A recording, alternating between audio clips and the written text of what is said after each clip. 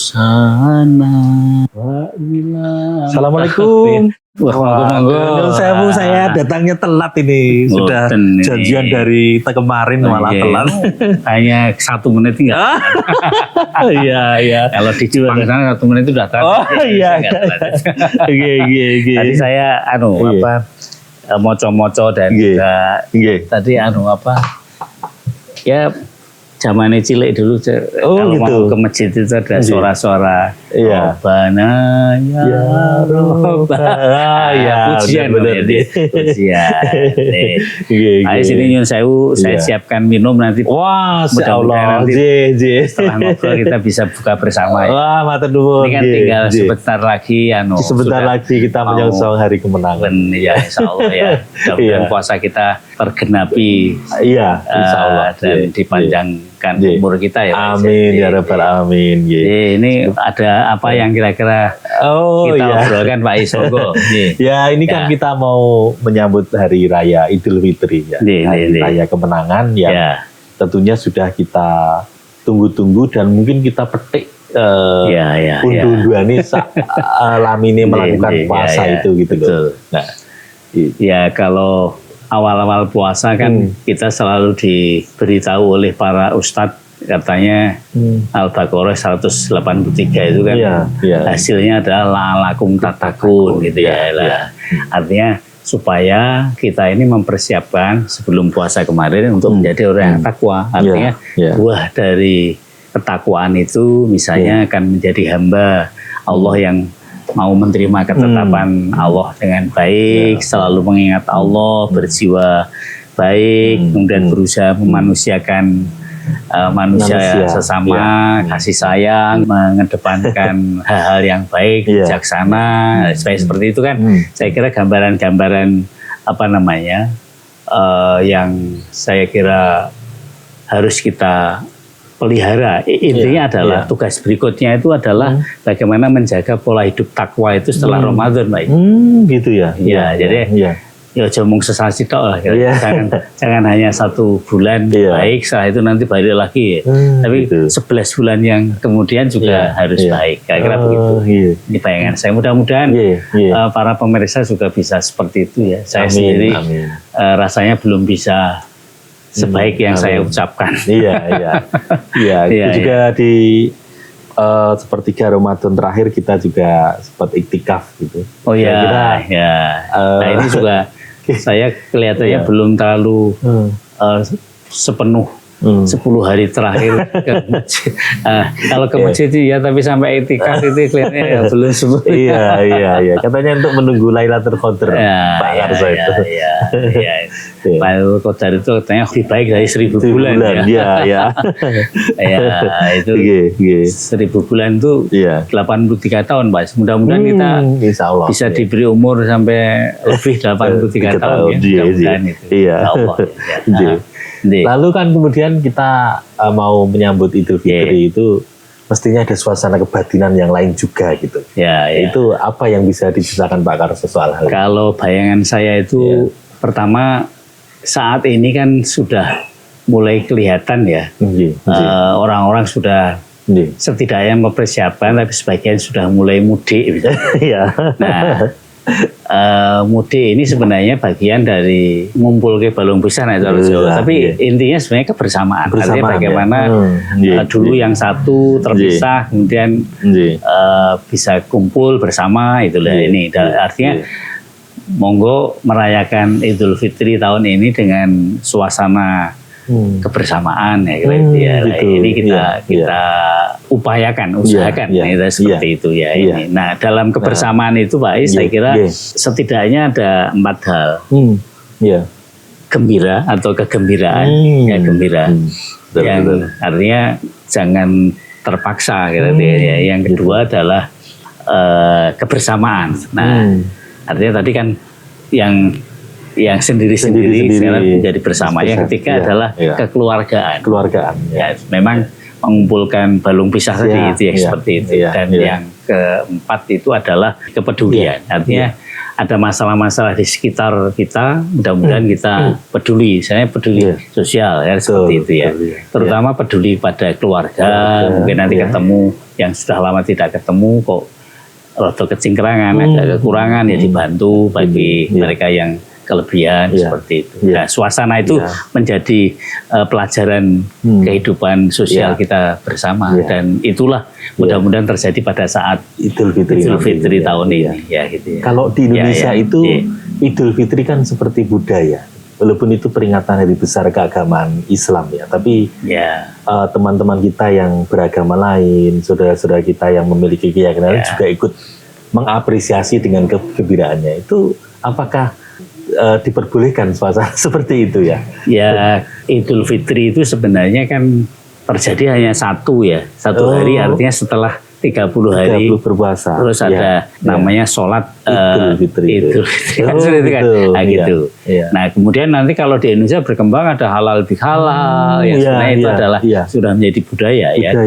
Tapi terus ada acara-acara yang lain yang sejenis untuk istilahnya tadi dalam rangka kebersamaan, kekeluargaan dan seperti itu tadi kan ya. Tapi Idul Fitri itu adalah menyudahi ibadah Ramadan tadi ya. Itu yang dalam hal ini adalah namanya Idul Fitri. Dalam rangka menerjemahkan hikmah Idul Fitri tadi kan kita juga harus berada dalam tingkat kesadaran di mana kita itu hidup bermasyarakat, hidup di Indonesia yang tingkat kemajemukan, tingkat keberagamannya tinggi gitu. Itu bagaimana hikmah Idul Fitri kita tarik untuk mempertebal rasa kebersamaan tadi? Jadi kalau di Indonesia itu sebenarnya ada apa yang disebut moderasi beragama. Oh, apa itu konsepnya? Jadi moderasi beragama itu merupakan yang mungkin belum terjadi seluruhnya, tetapi diharapkan dari sisi desainnya itu adalah itu merupakan cara pandang, Mbak Is. Oh, cara pandang. Tapi juga sikap, sikap juga praktek. Artinya cara pandang, sikap dan praktek menghargai kehidupan secara bersama, terutama antar agama. Para penganut agama kan di Indonesia ada 6 misalnya, itu saling menghargai seperti itu ya lah. Dan dalam hal ini sebenarnya yang paling ideal yaitu melindungi martabat kemanusiaan. Semua manusia kan punya hak yang sama gitu ya, dan semuanya itu dalam rangka menjalin kemaslahatan umum untuk supaya tidak ada yang dirugikan satunya yang lain. Nah, ini kalau istilahnya di dalam peraturan yang mengatur tentang moderasi beragama itu adalah prinsip adil, berimbang, kemudian mentaati konstitusi atas dasar kesepakatan. Ini bagian dari kesepakatan berbangsa. Masih dari orang hukum tahu tentang itu ya. Nah, implikasinya tadi dalam hal merayakan Idul Fitri tadi, misalnya umat Islam yang baru saja selesai berpuasa 30 hari dan kemudian merayakan Hari Raya Idul Fitri, ini mudah-mudahan bisa menginternalisasikan nilai-nilai puasa Ramadan sampai pada Idul Fitri itu pada moderasi beragama, artinya mau menghargai orang lain, memberi penghargaan kepada orang lain, tapi juga artinya tidak kayak gepeng dulu aku kok itu kan sih. Ingat dulu ada tokoh pelawak gepeng itu ya, aku kok. Jadi tidak begitu. Artinya misalnya di dalam Islam saja menurut saya kitabnya sama. Tapi tafsirnya beda. Nah, ini yang sebenarnya karena tafsirnya yang berbeda maka ya sudahlah itu seperti, tapi akhirnya soko gurunya sama gitu, seperti itu ya, itu berarti harus menghormati karena cara mikirnya begitu ya sudahlah, taunya seperti itu, monggo tapi saya seperti ini, tapi menghargai kira seperti itu. Itu konsep moderasi beragama tadi bisa nggak diterapkan dalam kehidupan sehari-hari? Nah, justru itu Pak Is, dalam sehari-hari itu sekarang diharapkan sudah harus, misalnya Indonesia ini kan negara yang berbineka tunggal ika dari Sabang sampai Merauke, luar biasa seperti itu. Dalam kehidupan sehari-hari misalnya, pertama kita harus menjunjung nilai dan norma agama yang kita anut, tapi juga kemudian jangan memaksakan seperti yang kita anut seperti itu. Kemudian mendahulukan kepentingan bersama daripada kepentingan pribadi seperti itu. Lalu ada lagi menjunjung tinggi persaudaraan. Nah, dengan cara persatuan dan nilai kasih sayang itu menjadi dikedepankan. Juga menjunjung tinggi kejujuran dalam berpikir, bersikap dan bertindak. Ini bagian dari ya tadi katakanlah beda tafsirnya itu ya sudahlah, itu cara mereka menafsirkan walaupun sama-sama agamanya gitu. Betul. Nah, kemudian menjunjung tinggi kebersamaan itu menjadi yang utama karena keutuhan berbangsa dan negara itu menjadi sangat penting gitu. Dalam kondisi Mas Is. Sekarang zamannya digital gitu ya. Harus bisa menjauhi hal-hal yang sifatnya hoax gitu ya. Nah, gitu kadang-kadang kan percaya karo ngomong-ngomongan medsos yang belum harus diseleksi sedemikian rupa. Harusnya seperti itu ya. Nah, dalam hal ini insya Allah kalau hal-hal tadi yang disebut unsur-unsur dalam kegiatan moderasi beragama tadi dijalankan ya akan terjadi harmoni dalam lingkungan kita gitu. Cuman ini kan masih dalam tahap perjuangan gitu ya. Masih dalam tahap perjuangan. Tapi baik itu dilakukan. Ya tadi harus terjadi solidaritas, kemudian tidak mementingkan diri sendiri, tidak merasa benar sendiri dan seperti itu tadi. Karena tadi merupakan konsep yang besar dan kemudian kita kaitkan dengan Ramadan ini. Mungkin sebagai penutup Pak Karso, ini apa yang bisa sampaikan Pak Karso terhadap kaitan antara Ramadan dengan goal besar tadi untuk bisa menjaga moderasi beragama lewat hikmah Idul Fitri itu? Ya, jadi begini Mas Is, realitas sosial kita ini kan ya memang beragam ya. Artinya ini adalah satu keniscayaan. Tidak bisa dinafikan. Nah itulah keadaan sesungguhnya kira-kira begitu.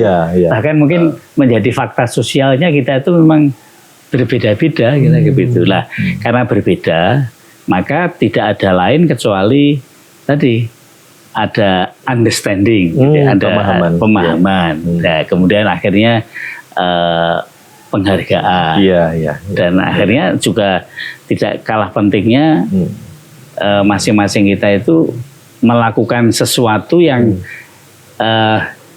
kita tidak terbatas untuk seakan-akan dibatasi oleh ini, tapi kalau masing-masing saling menghargai kan sudah jadi ya sudahlah. Memang seadanya seperti itu gitu ya. Ini jadi tidak usah harus mendikte orang lain harus seperti kita. Kadang-kadang kan seperti itu. Seakan-akan kita yang paling benar dan kamu salah, maka kalau kamu tidak ikut saya, bukan golongan saya. Seperti itu kan, seperti itu ya. Nah ini jangan seperti itulah ini bahkan sebenarnya kalau tadi pertanyaan Mas Is, bagaimana kaitannya dengan beragama? Dulu ada, ingat saya itu ada ungkapan. Permulaannya itu hendaknya di antara Anda itu saling mengenal dan saling belajar satu yang lain. Kalau nggak salah ungkapan dalam bahasa Arabnya itu li ta'arofu li ta'arofu. Nah itu berarti harus mau menerima dan kemudian mengenal kan. Betul. Ini dengan cara mengenal atau li ta'arofu tadi baru akhirnya terjadi understanding menurut saya. Tapi kalau tidak melakukan seperti itu tidak akan ada penghargaan, tidak ada penghormatan. Kira-kira seperti itu ya. Wah ini tajam sekali sebetulnya fokus kita hari ini. Ya tentu saja kita punya harapan Pak Karso ya bahwa dengan tadi saling memberi, saling menerima dan diawali dari lita arofu saling mengenal tadi akan mencerminkan sikap untuk bisa saling mengendalikan diri dan memahami. Kalau berbeda pendapat itu ya biasa-biasa saja karena kemajemukan Tapi jangan sampai karena kamu berbeda pendapat dengan saya kamu bukan golongan saya. Itu sangat menarik Pak Karso. Itulah maka tadi dalam pengantar saya memperingati Idul Fitri kali ini dengan kebersamaan itu esensinya seperti itu. Betul. Pemirsa, demikian pungkasan dari pembicaraan kita bersama tokoh kita dalam Lincak Pak Karso. Semoga apa yang disampaikan bisa membawa kebaikan dan juga membawa kemanfaatan bagi kepentingan umat bermasyarakat di negara kita.